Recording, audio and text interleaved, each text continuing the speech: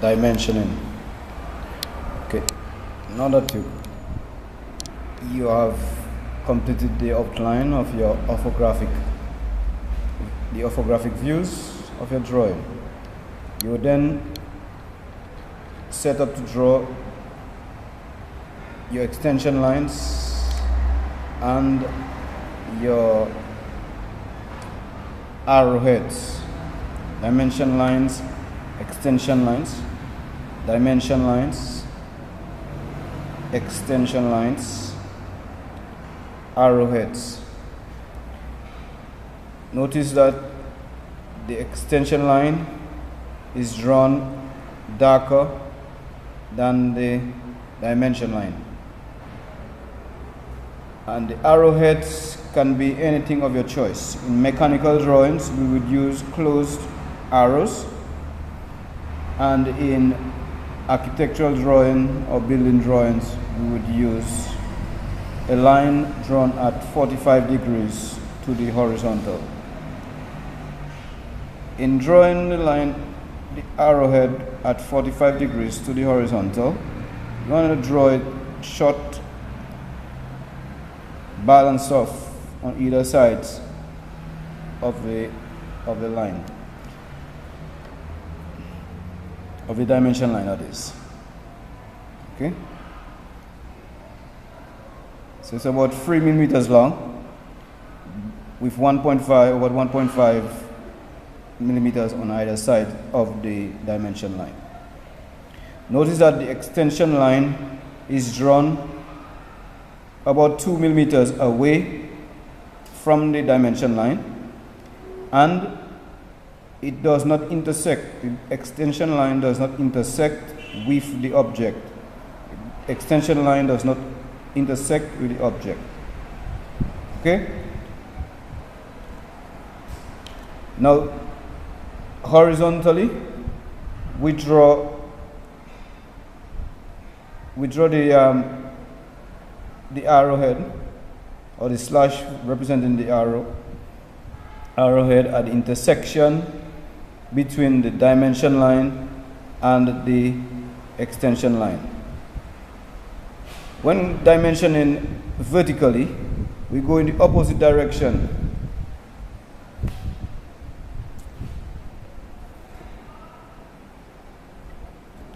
Why? Because you imagine that the horizontal dimension is rotated in an anti-clockwise position. Okay?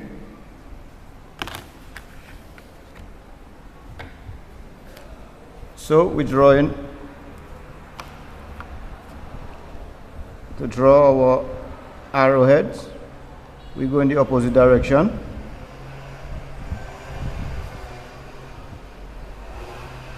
And you draw your arrowhead like this.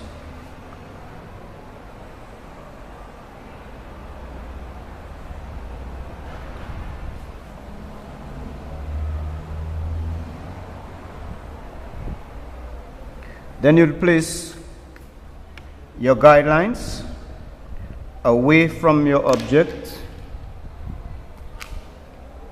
You will draw your guidelines. Allow me to take my measuring tool. A minimum of 1 millimeter away. The dimension should be at least 1 millimeter away from your dimension line. So we'll have our guidelines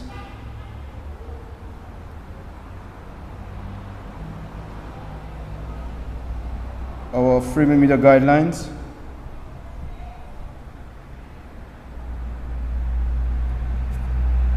That's my 3 millimeter guideline. So,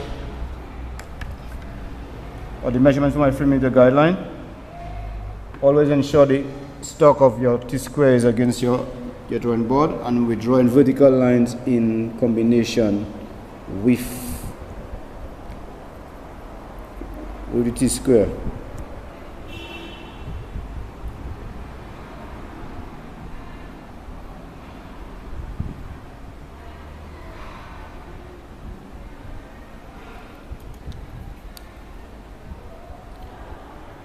Now class, please ensure that your guidelines are light. They are light yet visible, so you would use a very hard grid pencil to draw your guidelines. A hard grid pencil such as a 4H.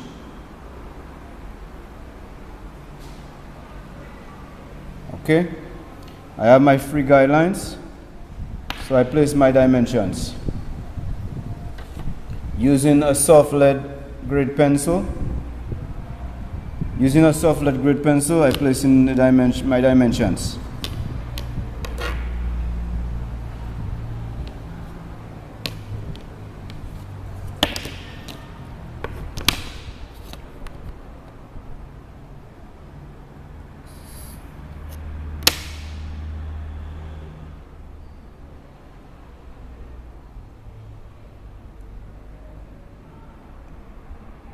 Notice how the dimension is written. So we read the dimension from left to right, turning the vertical dimension. The vertical dimension we read, we turn to the left and read from bottom to up. Okay? Now note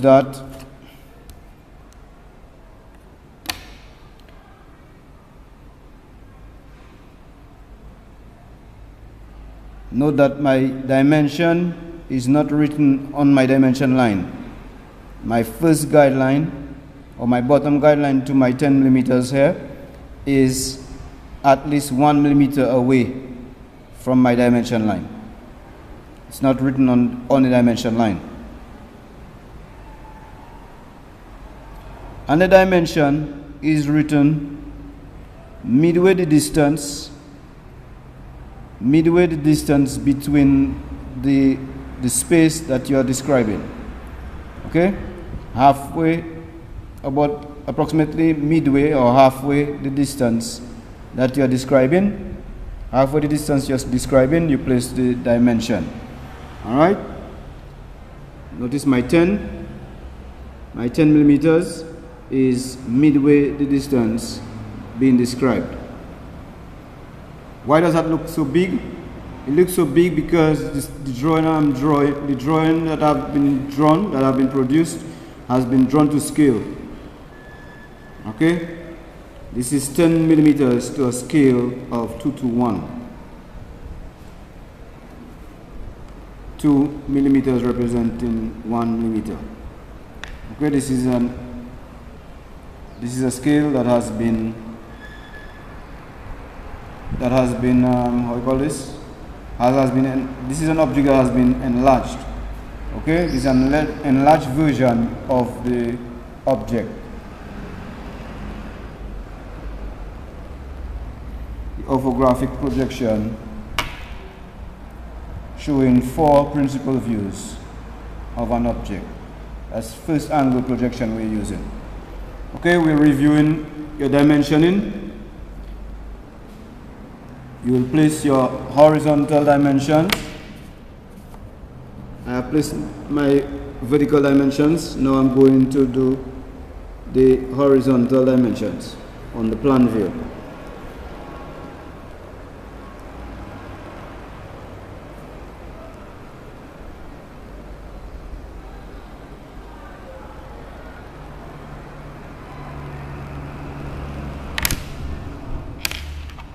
Okay, so I place my marks, and now I'm going to draw my guidelines, the dimensions needed. Placing the T-square in position, then I draw my line.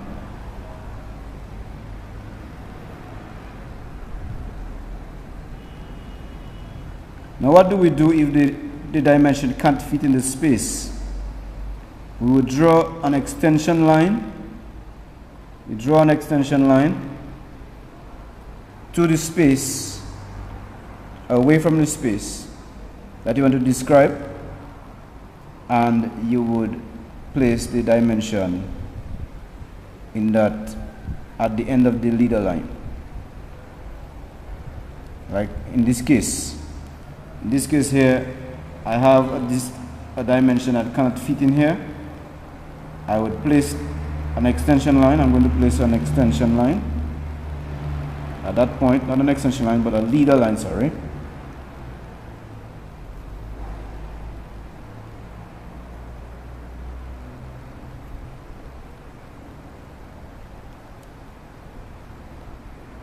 I'm going to draw a leader line at that spot. Say here, I'll draw a leader line and place my dimension at this spot, away from the small space I want to describe its dimension.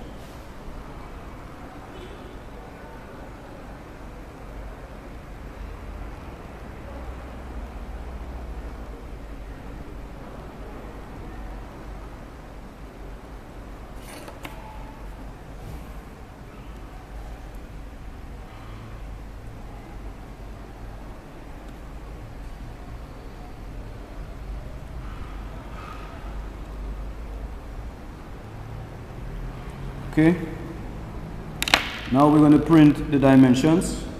I'm going to print the dimension of this.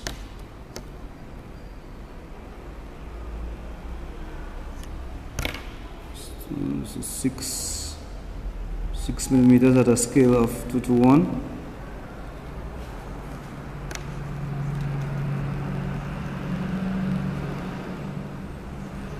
This is 25 millimeters at a scale of 2:1. Notice I'm placing a dimension in the middle of the distance being described. Okay? In the middle of the distance being described.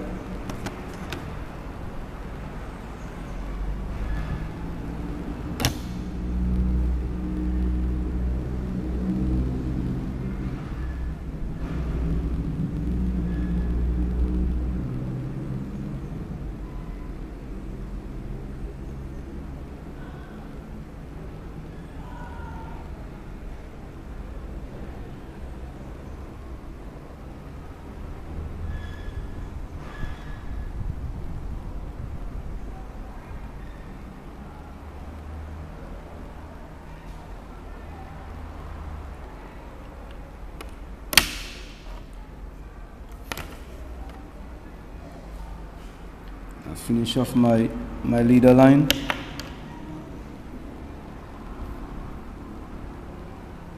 Leader line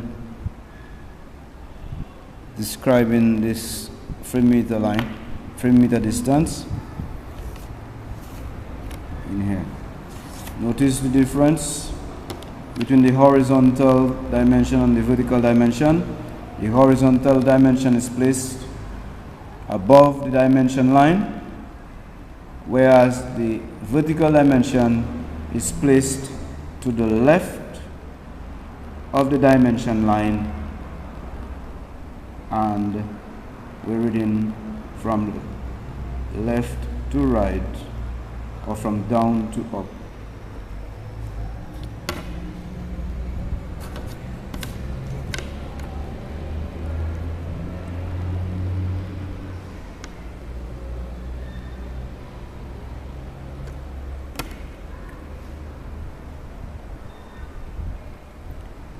Okay.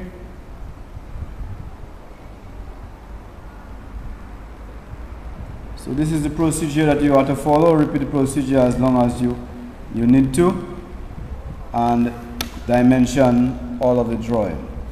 The elevations show the heights, whereas the plan view shows the length and width of the object.